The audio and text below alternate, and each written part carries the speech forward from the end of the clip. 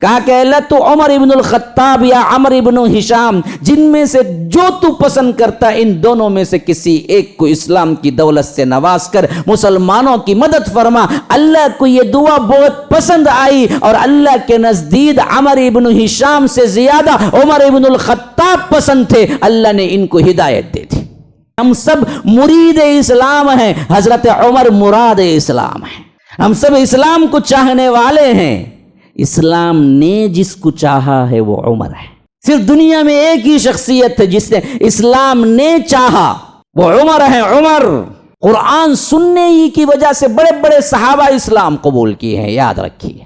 آج ہماری مسلمانیت کو جو زخم لگا ہے، ہماری مسلمانیت کو جو گھن لگا ہے، کس طرح ہم دراصل بالکل ہی مردے بن چکے ہیں، اس کی واحد وجہ یہ ہے کہ ہم نے قرآن پڑھا بھی نہیں، سنا بھی نہیں، ترجمے سے سمجھا بھی نہیں۔ ہم نے کیسے کیسے آزمایا ہے، اس سے پہلے کہ مسلمانوں کو تم کو بھی آزمایا جائے گا۔ وَلَنَبْلُوَنَّكُمْ بِشَيْءٍ مِّنَ الْخَوْفِ، خوف سے آزمایا جائے گا، وَالْجُوعِ، بھوک سے آزمایا جائے گا، اور وَنَقْصٍ مِّنَ الْأَمْوَالِ، اور تجارت میں گھاٹوں سے آزمایا جائے گا، وَالْأَنفُسِ، تمہارے رشتہ داروں کے اموات سے، کبھی باپ مرے گا کبھی بیٹا مرے گا، یہ سب آزمائش کے لیے ہیں۔ وَنَقْصٍ مِّنَ الْأَمْوَالِ وَالْأَنفُسِ وَالثَّمَرَاتِ وَبَشِّرِ الصَّابِرِينَ، اصل میں جو صبر کرتے ہیں ان سب پر ان کو بشارت ہے جنت کی۔ اللہ کے رسول صلی اللہ علیہ وسلم کہتے ہیں کہ میں نے ایک فرشتے کے ذکر کو بتانے کی اجازت لی، اللہ نے کہا کہ بتاؤ، جو حاملین عرش میں سے ہے اس کا ایک کھندے سے دوسرے کھندے تک کا فاصلہ زمین و آسمان کے برابر ہے، جو 500 سال کی مسافت ہے۔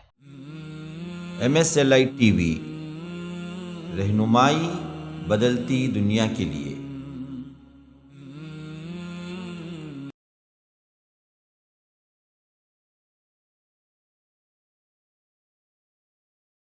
تو قرآن اترا تو اس کی مخالفت میں ان لوگوں نے کمر بستہ ہو گئے۔ خالد بن الولید کے باپ ولید بن مغیرہ اس کے بارے میں سب سے آگے جاتا ہے۔ اللہ تبارک و تعالی اس کا نقشہ پورا کا پورا کھینچتا ہے قرآن کے اندر۔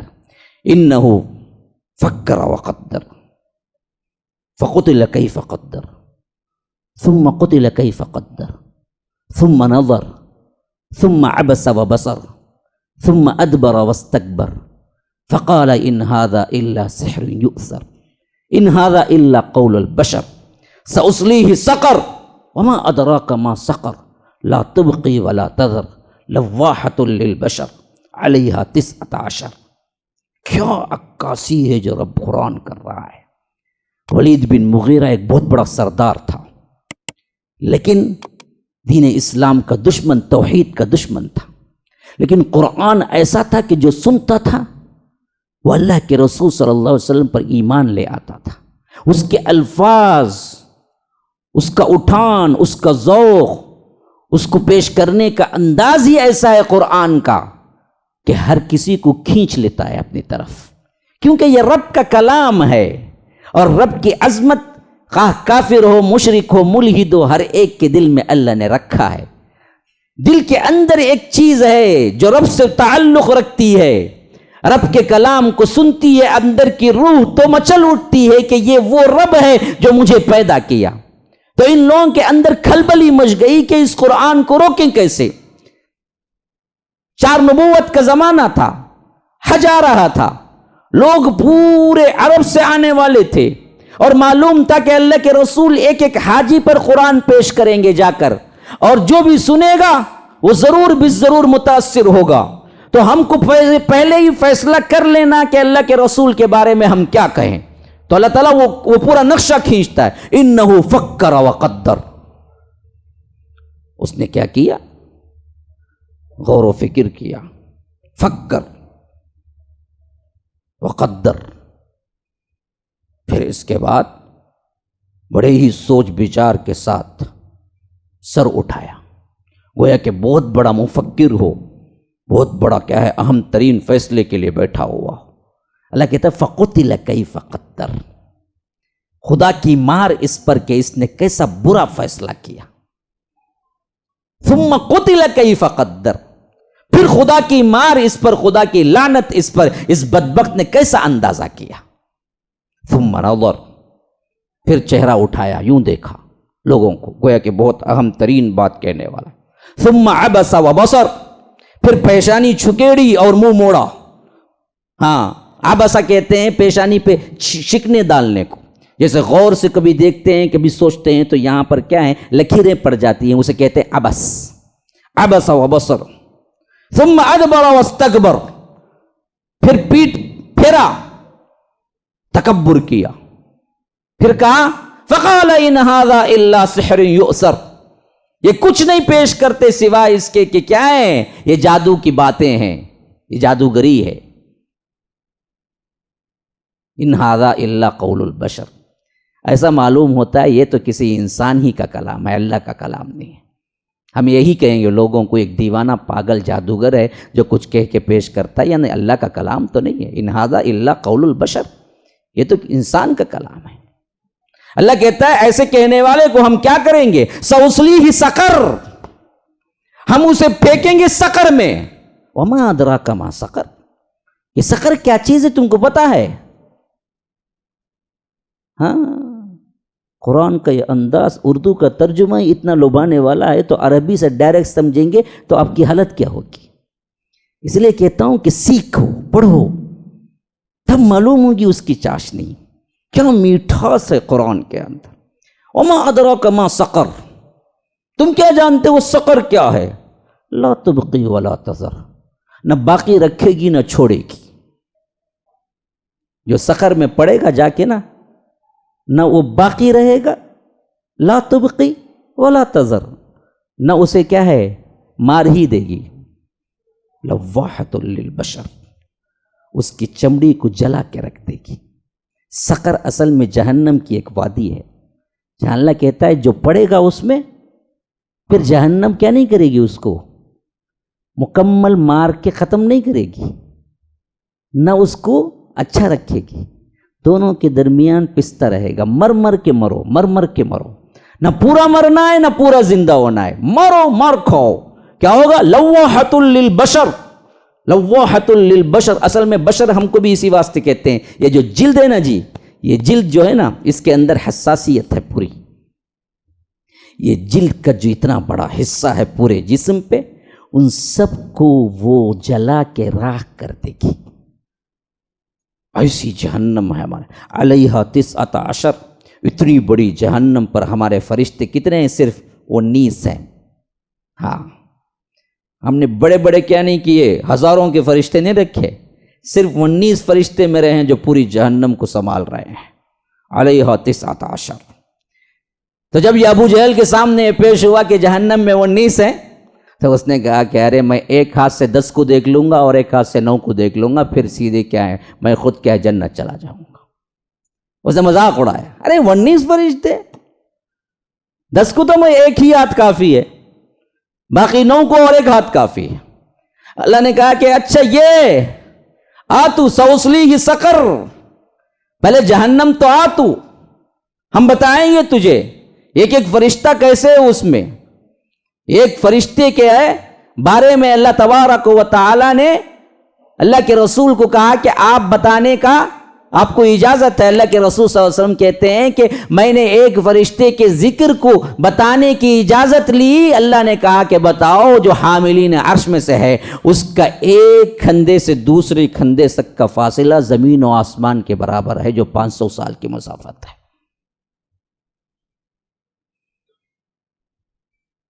تم کیا سمجھتے ہو فرشتے کو، اس کی پاور کو کیا سمجھتے ہو؟ اسی لیے اللہ تبارک و تعالی نے بڑا کٹھن الفاظ استعمال کیے ہیں سورہ اعلیٰ کے اندر اور سورہ اقرا کے اندر. ہاں، ارأیت الذی ینہا عبدا اذا صلی، ارأیت ان کان علی الہدی او امر بالتقوی، ارأیت ان کذب وتولی، الم یعلم بان اللہ یری، کلا لئن لم ینتہی لنسفعا بالناصیہ، ناصیۃ کاذبۃ خاطیہ، فلیدع نادیہ سندع الزبانیہ. یہ ابو جہل کے انہی الفاظ کا جواب ہے جو قرآن میں نازل ہوا ہے. بدبخت تو کہتا ہے کہ ایک کو کیا ایک ہاتھ سے 10 کو دیکھ لوں گا، ایک ہاتھ کو 9 سے 9 کو دیکھ لوں گا اور میں اڑا دوں گا جہنم کے فرشتوں کو۔ اللہ کہتا ہے اچھا تو آ میرے پاس، فَلْيَدْعُ نَادِيَهُ، تو بھی اپنے کیا ہے گروہ والوں کو بلا لے، اپنے سپورٹر کو بلا لے، سَنَدْعُ الزَّبَانِيَةَ، ہم بھی بلا لیتے ہیں جہنم کے فرشتوں کو، پھر دیکھیں گے تو کہاں مقابلہ کرتا ہے۔ یہ الفاظ یہ تراجم جا کے پڑھیے آپ، کیا اللہ تبارک و تعالی نے گفتگو کی ہے مکی صورتوں کے اندر مشرکین مکہ نے جو سلوک کیا، آپ کو پتہ ہی نہیں، ہم نے کبھی پڑھا ہی نہیں ہے۔ تو اس طرح ایک بہت بڑی کشش شروع ہو گئی، کشمکش شروع ہو گئی۔ ادھر اثر یہ تھا کہ مشرکین مکہ نے طے کیا کہ بھائی کچھ بھی ہو، ہم جادوگر کہیں تو لوگ کہیں گے کہ جادوگر والی کوئی بات نظر نہیں آتی محمد الرسول اللہ میں، نعوذ باللہ۔ جادوگروں کو بھی ہم نے دیکھا ہے، ان کی لمبی لمبی لاٹھیاں، لمبے لمبے بال، بالکل کیا ہیں دیوانی صورت، ایسا تو کچھ نہیں نظر آتا ہے۔ بعضوں نے کہا کہ نہیں، ہم ان کو کہیں گے یہ کیا ہیں، شاعر ہیں۔ تو مشرکین مکہ نے کہا کہ بھائی ہم نے شاعروں کو بھی دیکھا ہے، لیکن ہم نے کبھی ان کو شاعروں والی کوئی حرکت کرتے نہیں دیکھا، تو لوگ کیسے مانیں گے کہ یہ شاعر ہے؟ یہ بھی کام نہیں چلے گا۔ لوگوں نے کہا کہ ہم دیوانہ کہہ دیں گے، کہا کہ دیوانوں والی کوئی بات بھی نہیں ہے ان کے اندر، تو ہم دیوانہ کہیں گے تو کیسے؟ آخر میں طے ہوا کہ نہیں نہیں نہیں، ان ھذا الا قول البشر، ہم کہیں گے کہ یہ ایک انسانی کلام ہی ہے، لیکن اس کلام سے لوگ دیوانے ہوتے ہیں اور ایک دوسرے کے دشمن اور اپنے دین کو چھوڑ دیتے ہیں۔ یہی ہم بات کہیں گے کہ اس واسطے ہم دراصل کیا ہیں، آپ کو خیر خواہی کرتے ہیں کہ آپ مکہ آئیں تو اس کی بات نہ سنیں۔ ہاں، اسی طرح ایک شاعر بہت بڑے جاہلیت کے تھے، وہ مکہ آئے، اسی دور کا واقعہ ہے۔ تو لوگ پہنچے، مشرکین مکہ کے بڑے بڑے سردار، انہوں نے کہا کہ دیکھو یہاں پر ایک پاگل ہے اور اپنے آپ کو اللہ کا رسول بتاتا ہے، لیکن ایسا کلام پیش کرتا ہے جس کا کوئی توڑ نہیں ہے، اس کلام کو نہیں سننا ورنہ تم کو کیا ہے، گمراہ کر دے گا۔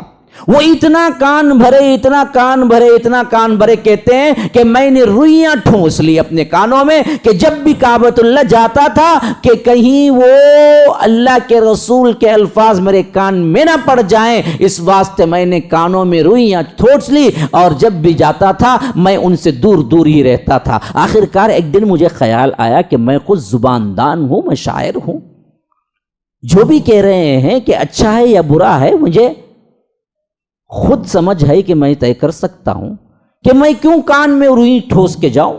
روئیاں نکال لی، اور جب اللہ کے رسول صلی اللہ علیہ وسلم کا کلام سنا تو اتنا پسند آیا کہ میں اللہ کے رسول صلی اللہ علیہ وسلم کے پیچھے پیچھے چلنے لگا، یہاں تک کہ اللہ کے رسول گھر میں داخل ہوئے تو میں نے کہا مجھے بھی اجازت دیں کہ میں اندر آ جاؤں۔ اللہ کے رسول صلی اللہ علیہ وسلم نے اندر بلا لیا، پوچھا کیا ہے؟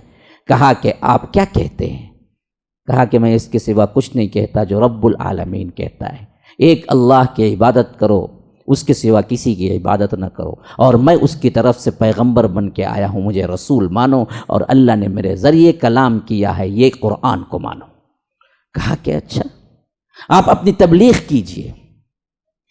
تو اللہ کے رسول صلی اللہ علیہ وسلم صرف حمد کے الفاظ شروع کرتے ہیں، ان الحمد للہ نحمده ونستعینه ونستغفره ونؤمن به ونتوکل علیہ، تو وہ چیخ کر پکار اٹھتا ہے، کہتا ہے کہ بس بس بس، پھر دہرائیے، پھر دہرائیے۔ دوسری مرتبہ اللہ کے رسول دہراتے ہیں، تیسری مرتبہ کہتا ہے کہ پھر دہرائیے، تیسری مرتبہ بھی کہتے ہیں تو کہتا ہے کہ اشہد انک محمد الرسول اللہ، میں گواہی دیتا ہوں کہ آپ اللہ کے رسول ہیں۔ یہ کلام کبھی میں نے نہیں سنا، اتنا خوبصورت کلام ہے۔ پھر وہ روتے ہوئے کہتے ہیں کہ اللہ کے رسول، میں 3 دن سے یہیں آیا ہوا ہوں، لیکن مجھے کیا ہے قرآن سننے کا اتفاق نہیں ہوا، ان بدبختوں نے میرے اتنا کان بھرے، اتنا کان بھرے، میں نے روئیاں ٹھوس لی، لیکن آج اللہ کو منظور تھا کہ میں قرآن سنوں اور صحیح ہدایت پا جاؤں، میرے لیے دعا کیجیے۔ اللہ کے رسول کہتے ہیں کہ جاؤ توحید پہ قائم رہنا، پھر اللہ جب مجھے غلبہ دے گا اس وقت تم میرے ساتھ آ جانا۔ وہ صحابی رسول بن کے واپس پلٹتے ہیں۔ قرآن سننے ہی کی وجہ سے بڑے بڑے صحابہ اسلام قبول کیے ہیں، یاد رکھیے۔ آج ہماری مسلمانیت کو جو زخم لگا ہے، ہماری مسلمانیت کو جو گھن لگا ہے، کس طرح ہم دراصل بالکل ہی مردے بن چکے ہیں، اس کی واحد وجہ یہ ہے کہ ہم نے قرآن پڑھا بھی نہیں، سنا بھی نہیں، ترجمے سے سمجھا بھی نہیں۔ ہم نے صرف فرقہ بازیاں کی ہیں، ہم نے صرف تفریقہ بازی کی ہے، ہم نے کیا ہے صرف سنی سنائی باتوں پر اپنی زندگی گزارتے ہوئے گزر گئے ہیں، ہم نے کبھی قرآن کھول کے پڑھا نہیں ہے، اسی واسطے ہمارے اندر کی تمام روح ایمانی کیفیت مر چکی ہے۔ جتنے صحابہ اسلام قبول کیے، انہوں نے کیوں اسلام قبول کیا؟ قرآن سن کے اسلام قبول کیا۔ یہ 4 کا زمانہ ہے، 5 نبوت آئی، اللہ کے رسول صلی اللہ علیہ وسلم نے دیکھا کہ صحابہ جو اسلام قبول کرتے ہیں ان پر یہ مشرکین مکہ ہر قسم کی تکلیف، ہر قسم کی اذیت دیتے ہیں۔ یہی وہ زمانہ تھا جس میں بلال کو تپتی ہوئی ریت پہ لٹایا گیا، یہی وہ زمانہ تھا جس میں خباب کو انگاروں پر لٹا دیا گیا، یہی وہ زمانہ تھا جو یاسر اور ان کے پورے خاندان کو لے جا کے رسیوں سے باندھ دیا گیا، یہی وہ زمانہ تھا جو ابو فہیکہ کو مار مار کر پانی کے اندر ایسی ڈبکیاں دی جاتی تھی کہ ان کے اندر کا پورا ہوش جاتا رہا، یہی وہ زمانہ تھا جو خباب آ کے اللہ کے رسول صلی اللہ علیہ وسلم سے التجا کیے کہ آپ ہمارے لیے کیوں نہیں دعا کرتے، ان بدبختوں کے لیے کیوں نہیں بد دعا کرتے، یہ ہمیں اتنا مارتے ہیں، اتنا مارتے ہیں، اتنا مارتے ہیں، سہنا مشکل ہے۔ اللہ کے رسول کعبۃ اللہ کی دیوار پہ ٹیک لگائے ہوئے بیٹھے ہوئے تھے کہ خباب آئے، کہا کہ اللہ کے رسول میری آقا ام انمار مجھے اتنا مارتی ہے، اتنا مارتی ہے، اتنا مارتی ہے، مجھے ہوش جاتا رہتا ہے اور کئی دن مجھے پانی اور مجھے کھانا نصیب نہیں ہوتا ہے، آپ ان کے لیے بد دعا کیوں نہیں کرتے؟ تو اللہ کے رسول کا جو کعبے کی دیوار پہ ٹیکا تھا اٹھ کے بیٹھ جاتے ہیں اور کہتے ہیں کہ تم اتنی جلدی مایوس ہو گئے، اتنی جلدی مایوس ہو گئے، کہاں وہ قوم جو اس سے پہلے گزرے ہیں، جو انبیاء کے وارثین تھے، جو انبیاء کی پیروی کرنے والے تھے، ان کو گڑھوں میں زندہ ڈال کے دفن کر دیا گیا، کئیوں کو انہیں بیچ میدان میں کھڑا کر کے آدھا دھڑ دفن کر کے آدھے سے آرے سے چیر دیا گیا، اور کئیوں کو خینچیوں سے، بالکل انگار کی خینچیوں سے ان کے ٹکڑے کر دیے گئے، اور انہوں نے اف نہ کی، ابھی وہ مصیبتیں تم پہ نہیں آئی اور تم ابھی کہتے ہو کہ میں بد دعا کر دوں۔ یہاں تک کہ آیتیں اتری کہ ام حسبتم ان تدخلوا الجنہ ولما یاتکم مثل الذین خلوا من قبلکم مستهم البأساء والضراء وزلزلوا حتى يقول الرسول والذین آمنوا معه متى نصر اللہ الا ان نصر اللہ قریب، کہ دیکھو کیا تم یوں ہی جنت میں چلے جاؤ گے؟ ام حسبتم ان تدخلوا الجنہ، تمہارا گمان یہ ہے کہ بس تم کیا ہے لا الہ الا اللہ پڑھو، خالی اللہ پر ایمان لائے کا کیا ہے اقرار کرو اور سیدھے جنت میں چلے جاؤ گے؟ نہیں، ام تدخلوا الجنہ ولما یاتکم مثل الذین خلوا من قبلکم، تم پر بھی وہ مصیبتیں آئیں گی جو اس سے پہلے کے مسلمان قوموں پر اللہ نے آزمائش کے طور پر اتاری تھی، اور کیسی آزمائشیں تھی؟ مثل الذین خلوا من قبلکم مستهم البأساء والضراء وزلزلوا، انہیں بیماریوں سے آزمایا گیا، انہیں جنگوں سے آزمایا گیا، انہیں تکلیفوں سے آزمایا گیا، ان کے گھروں کے اندر اموات سے آزمایا گیا، وَلَنَبْلُوَنَّكُمْ بِشَيْءٍ مِّنَ الْخَوْفِ وَالْجُوعِ وَنَقْصٍ مِّنَ الْأَمْوَالِ وَالْأَنفُسِ وَالثَّمَرَاتِ وَبَشِّرِ الصَّابِرِينَ، ہم نے کیسے کیسے آزمایا ہے اس سے پہلے کے مسلمانوں کو، تم کو بھی آزمایا جائے گا۔ وَلَنَبْلُوَنَّكُمْ بِشَيْءٍ مِّنَ الْخَوْفِ، خوف سے آزمایا جائے گا، وَالْجُوعِ،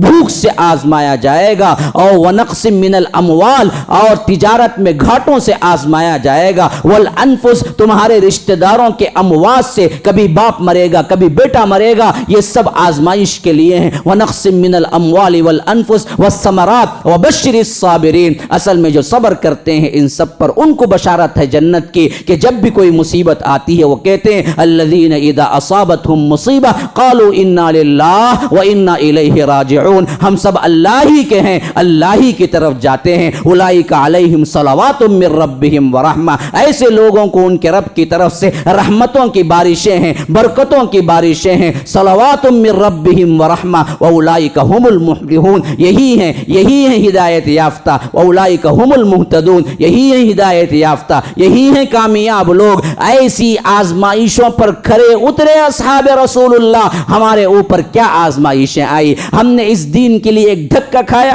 ہم نے اس دین کے لیے ایک گالی سنی، ہم نے اس دین کے لیے خراش آئی، کچھ نہیں ہوا تو کہاں سے آپ جنتی بن گئے؟ آپ نے امتحان ہی نہیں دیا۔ اللہ کے رسول کے صحابہ کو آزمایا گیا، اسی لیے جب خباب نے کہا کہ میرے اوپر ایک سیل رکھ دی جاتی ہے اور نیچے انگارے ہوتے ہیں اور میری چربی پیٹ کی پگھلتی پگھلتی پگھلتی اللہ کے رسول اسی سے یہ انگارے بجھتے ہیں اور میرے پیٹ کا پورا گوشت اور چمڑی جل کے راکھ ہو جاتی ہے، تب کہیں جا کے رات میں وہ انگارہ ٹھنڈا ہوتا ہے، پھر بھی مجھے کھانے کو کچھ نصیب نہیں ہوتا، ایسے ہی حالت میں مجھے گھچیٹ کے کمرے میں بند کر کے مجھے ڈال دیا جاتا ہے، پھر دوسری صبح یہی کام میرے اوپر ہوتا ہے، آپ ہمارے لیے دعا کیوں نہیں کرتے؟ تب بھی اللہ کے رسول نے کہا کہ اتنی جلدی تم مایوس ہو گئے؟ کہاں وہ ایمان، کہاں یہ ایمان؟ پھر کیسے آپ توقع کر سکتے ہیں کہ اللہ تبارک و تعالیٰ کی مدد آئے گی؟ یہ تمام اذیتوں کے باوجود صحابہ استقامت کے پہاڑ بنے کھڑے رہے، کوئی اس میں ایک بھی نہیں ہے جو دین سے پھرنے والا تھا، یہاں تک کہ اللہ کے رسول صلی اللہ علیہ وسلم نے 5 نبوت میں اعلان کیا، پاس کا ایک ملک ہے حبشہ جسے آج ایتھوپیا کہتے ہیں، وہاں ایک بادشاہ نجاشی عیسائی مذہب کا ماننے والا لیکن ہے عادل، اس کے ملک میں بے انصافی نہیں ہوتی، ظلم نہیں ہوتا، تو اللہ کے رسول صلی اللہ علیہ وسلم نے صحابہ سے کہا کہ جو صحابہ اذیت سے رہے ہیں وہ وہاں ہجرت کرنے کے اگر سکت رکھتے ہیں تو ہجرت کر جائیں، تو 12 لوگ ہجرت کر گئے، پھر دوسرے سال 70 کے قریب افراد ہجرت کر گئے۔ 6 نبوت کا زمانہ تھا، بڑا کٹھن زمانہ، جو صحابہ ہو سکتا تھا وہ ہجرت کیے، لیکن جو صحابہ ہجرت کرنے کی بھی طاقت نہ رکھتے تھے ان کے اوپر مصیبتوں کا پہاڑ تھا۔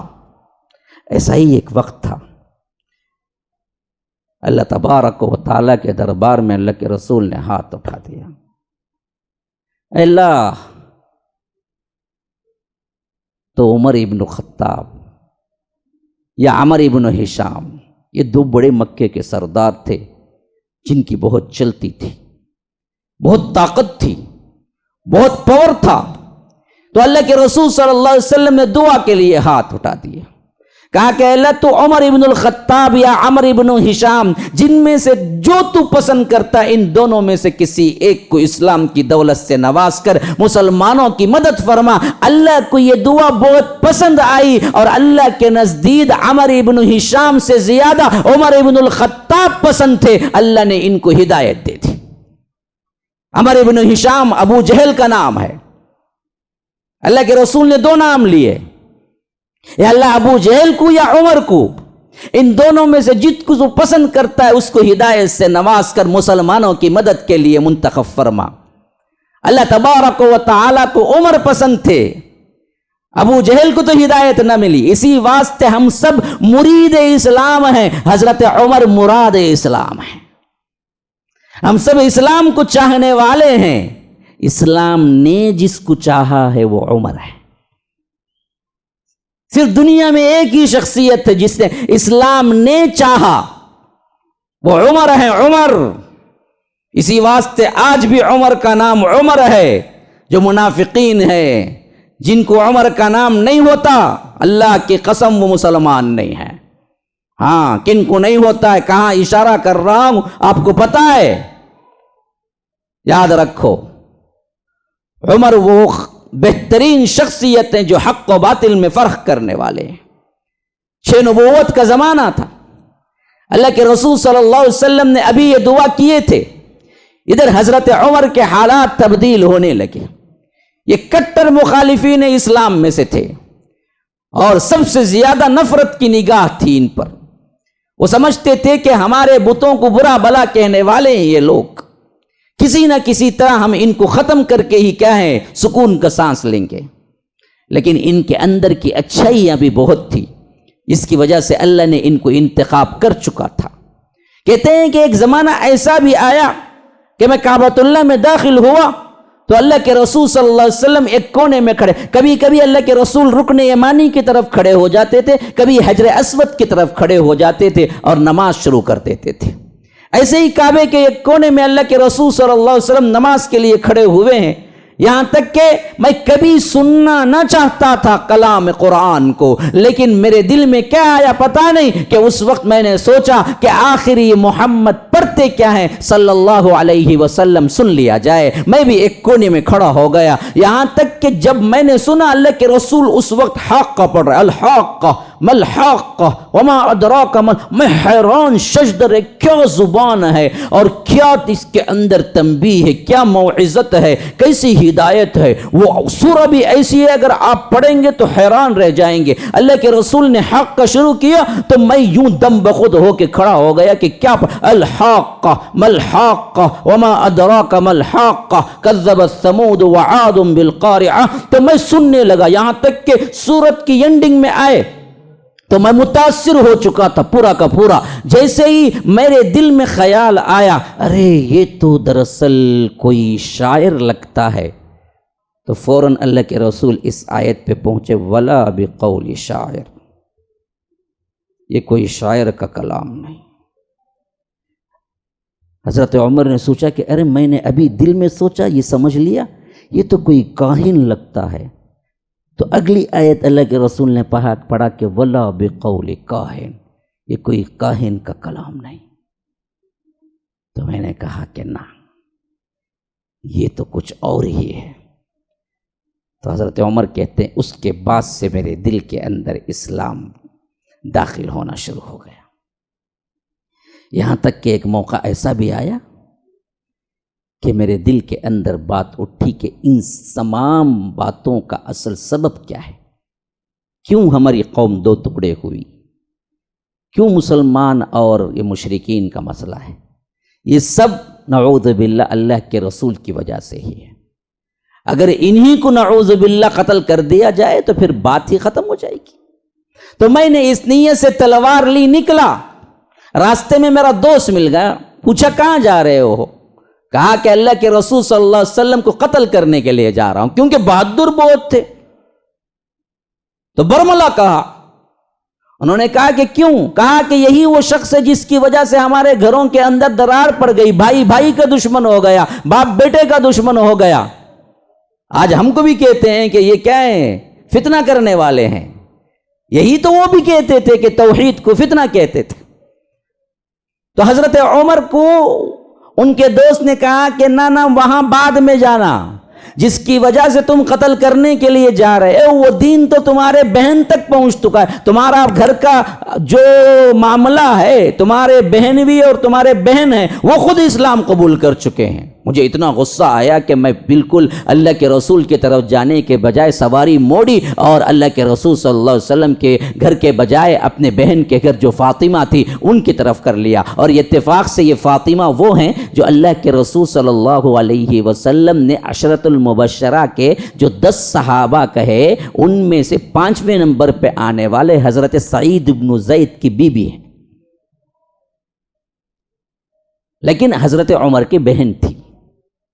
سعید بن زید بھی اسلام قبول کر چکے تھے، سابقون الاولون میں سے تھے، اور ان کی بیوی فاطمہ جو حضرت عمر کی بہن تھی وہ بھی اسلام قبول کر چکی تھی۔ تو انہوں نے سیدھے دروازے پہ دستک دی، تو اس وقت ایسا تھا معاملہ گھر کے اندر کا کہ قرآن سکھانے کے لیے ایک وقت مقرر کر لیا تھا، اور یہ وقت میں حضرت خباب جو سب سے بہتر قرآن پڑھتے تھے اس وقت، دیکھو غلام ہیں، مار کھا رہے ہیں، لیکن قرآن سیکھنے سکھانے میں درجہ اتنا بلند ہے کہ حضرت عمر کی بہن اسلام قبول کرنے کے باوجود، سعید بن زید اسلام قبول کرنے کے باوجود ان کو قرآن پڑھانے کے لیے ایک وقت مقرر کر کے استاد کے طور پر حضرت خباب گھر آیا کرتے تھے۔ تو اس وقت اندر گھر میں خباب بھی ہیں، حضرت عمر کے بہن بھی حضرت سعید بن زید بھی ہیں، اور ادھر ان کی بیوی فاطمہ بھی ہیں، قرآن پڑھ رہے ہیں۔ یہاں تک کہ کیا ہے، حضرت عمر کی دستک ہوئی، بہن نے جھانک کے دیکھا عمر کھڑے ہوئے ہیں، صحیفہ لیا جو قرآن لکھا ہوا تھا، لے کے جا کے کہیں چھپایا، خباب کو کہا کہ کہیں چھپ جاؤ، پردے کے پیچھے چھپ گئے، پھر گھر کو نارمل حالت میں کیا، کہیں حضرت عمر کو پتہ نہ لگ جائے کہ ہم اسلام قبول کر چکے ہیں، کیونکہ دشمنی کتنی تھی پتہ تھی ان کو۔ یہ سب چیزیں کی اور اس کے بعد دروازہ کھولا، کہا کہ آؤ بھائی آؤ آؤ، کیسے آنا ہو۔ یہ غصے میں تپتے ہوئے آئے تھے، کیونکہ سن چکے تھے کہ سگی بہن اسلام قبول کر چکی ہے، اور ادھر دروازہ کھٹکھٹا رہے تھے تو انہیں قرآن کی آواز سنائی پڑی جو حضرت خباب سکھا رہے تھے، تو انہوں نے بغیر کسی بات کے کہا کہ وہ صحیفہ لاؤ جو تم پڑھ رہی تھی، مجھے معلوم ہوا ہے کہ تم بے دین ہو۔ وہ لوگ کہتے تھے بے دین ہو گئے، آج بھی ہم کو کہتے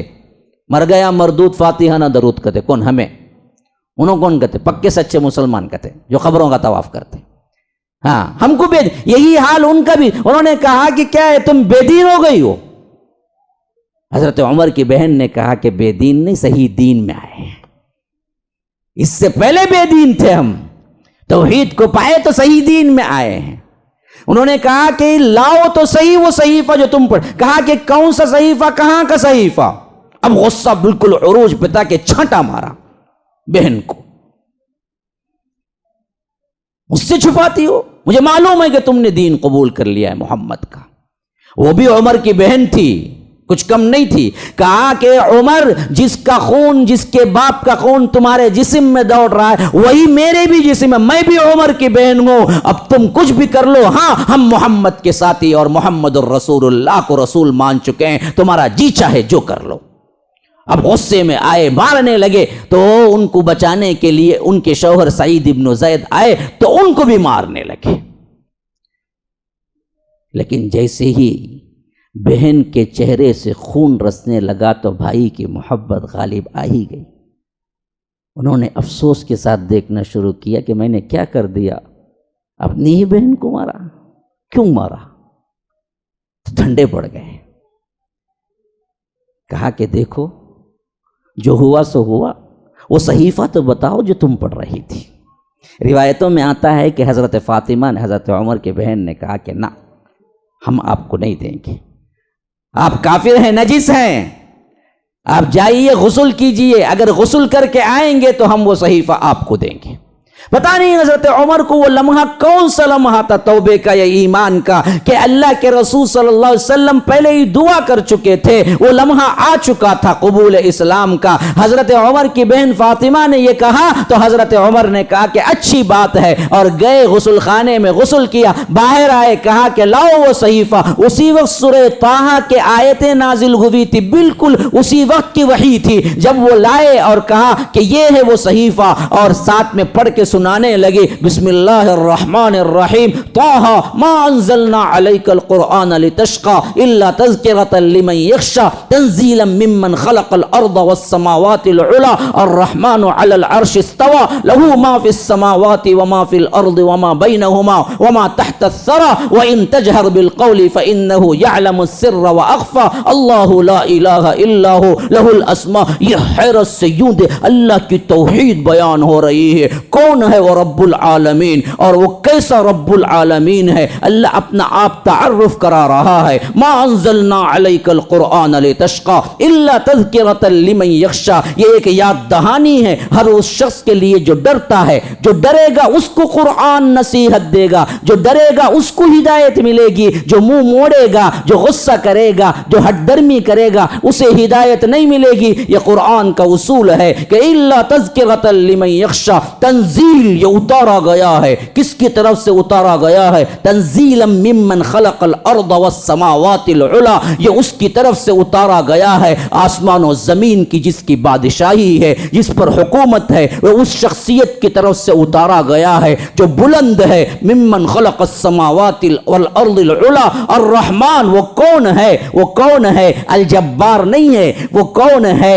وہ کون ہے؟ الرحمن ہے، بڑا رحم کرنے والا ہے۔ علی العرش استوى، وہ کہاں ہے؟ وہ عرش پر مستوی ہے، وہ ہر جگہ نہیں ہے، وہ ادھر ادھر نہیں ہے، وہ دلوں کے اندر نہیں ہے۔ وہ رب کون ہے؟ وہ ساتوں آسمانوں کے اوپر دریا ہے، دریا کے اوپر کرسی ہے، کرسی کے اوپر تخت ہے، عرش کے اوپر رب ہے۔ اللہ تبارک و تعالی کہتا ہے الرحمن علی العرش استوى له ما فی السماوات وما فی الارض وما بینہما وما تحت الثری، اسی کے لیے ساتوں آسمان بھی ہیں اسی کے لیے ساتوں زمین بھی ہیں، اسی کے لیے زمین و آسمان کے اندر کی تمام چیزیں ہیں، اسی کے لیے آسمان کا اوپری حصہ بھی ہے، اسی کے لیے زمین کا تہ بالکل ہی آخری نچلا حصہ بھی ہے۔ وما تحت الثری وان تجہر بالقول فانہ یعلم السر واخفی، تم خواہ چیخ کے کہو، خواہ تم کان میں کان رکھ کے کہو، خواہ تم دل کے اندر کہو، ان سب کو رب العالمین جانتا ہے۔